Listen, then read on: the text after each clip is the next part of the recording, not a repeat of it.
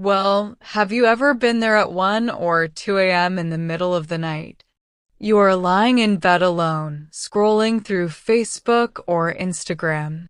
Suddenly, you see that your best friend sitting on the back bench of your school has bought a new car, bought an expensive house, or uploaded a picture of his European tour. And just then, a kind of empty feeling starts working in your chest. And you think, everyone is moving forward, where am I? Do you know that for this one moment, you have destroyed your entire day's confidence and peace of mind? And you start losing confidence in yourself? First, let's admit a truth. It's completely natural for us to compare ourselves as humans. Psychologist Leon Festinger said in Social Comparison Theory in 1954, there, he said, as humans, we automatically look to the people around us to gauge where we stand. But you know what the problem is? The problem is that 30 years ago, your social circle was limited to the village or neighborhood. But today, the smartphone in your pocket has put you in competition with the whole world. And even if you don't want to admit it, it's true. Just a few days ago, a farmer in our village used to earn a living by doing agricultural work, and his classmate got a good job after obtaining a higher degree. Both of them were 32 years old. Since then, the farmer friend has always been he blamed his own luck.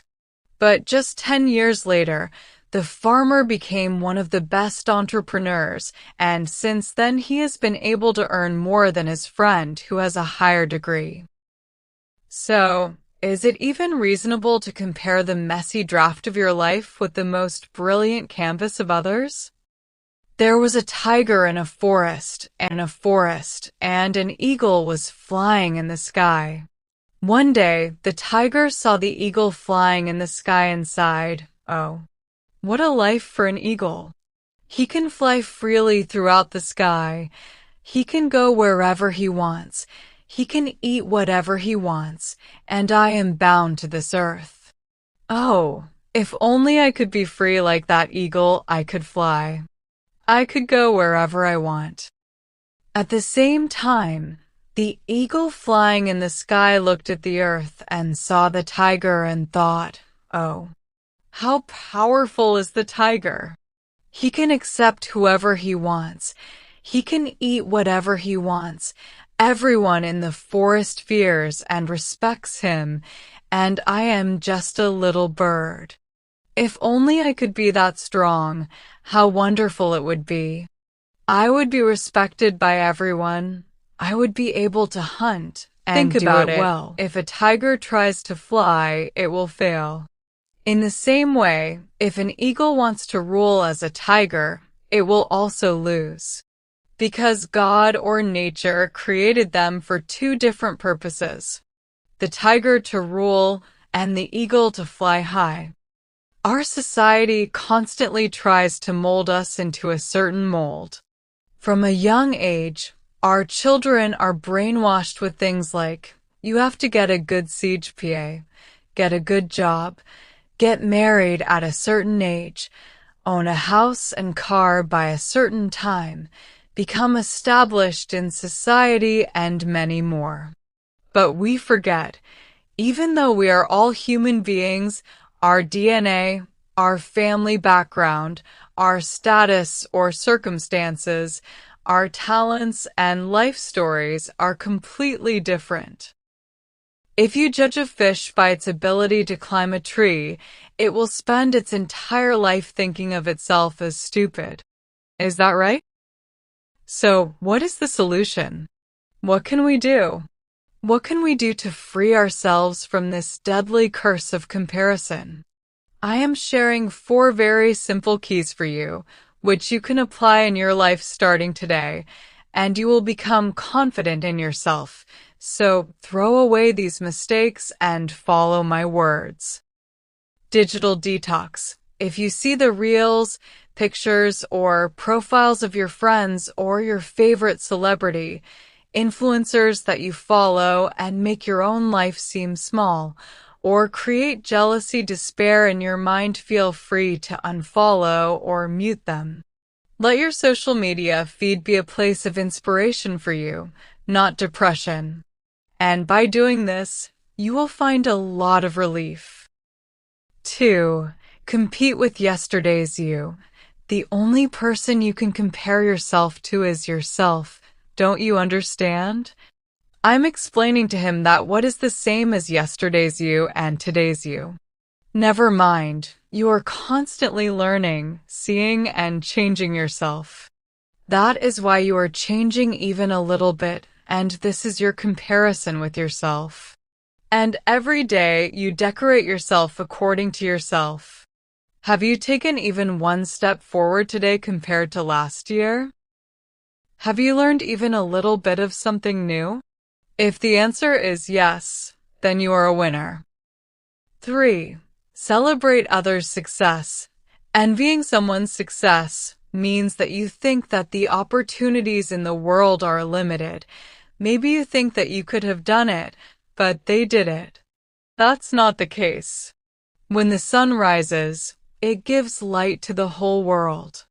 The sun rises for you as it rises for you, so there is no need to find your own darkness in the light of others, but be inspired by their success. 4. Gratitude journal. Every night before going to bed, write down at least 3 things in a journal for which you are grateful to God or life. This will force your brain to shift its focus from what I don't have to what I do have.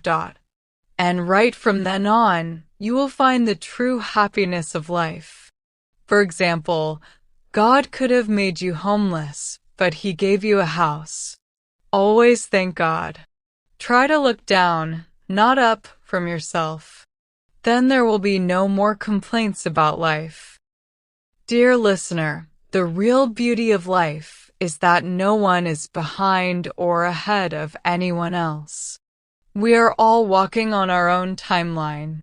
Our fate, situation, or position is different for everyone. Jeff Bezos made Amazon at the age of 50. Mark Zuckerberg became a billionaire before he was 25. Some people graduate at 25 and don't get a job for 5 years, while others start working at 30 and reach the peak of success. Some get married at 30 and are happy, while others find their right life partner at 40. All these are games of fate that God has written with His own hands. New York or Tokyo, time runs as night and day. If you see 8 a.m. in New York, it is 8 p.m. in Tokyo. Does that mean that Tokyo time is wrong and New York time is correct? Absolutely not. Both are correct in their respective places. So if you feel like you are falling behind at any juncture in life, remind yourself, I am not late. I am not ahead. I am walking exactly in my own time, according to the writings of God. Before I end today's podcast, I just want to tell you one thing, especially for those who think I'm a failure in life. But the truth is that there is no other person in this entire world who looks like you, thinks like you, and feels like you. You are a limited edition in this universe. So stop trying to paint yourself on someone else's canvas. And also believe that there is such a thing as fate. If life went according to motivation and reels, there would be no poor people in the universe. Everyone would be rich. So pick up your own brush, paint your own canvas with your own colors. Because at the end of the day, the real competition was to discover yourself, not to beat someone else. If today's episode touched a part of your heart, share it with someone who needs to hear it right now. Take care of yourself. Love your uniqueness. See you next episode with something else wonderful. Until then, stay well, stay calm, and live your life. Thank you.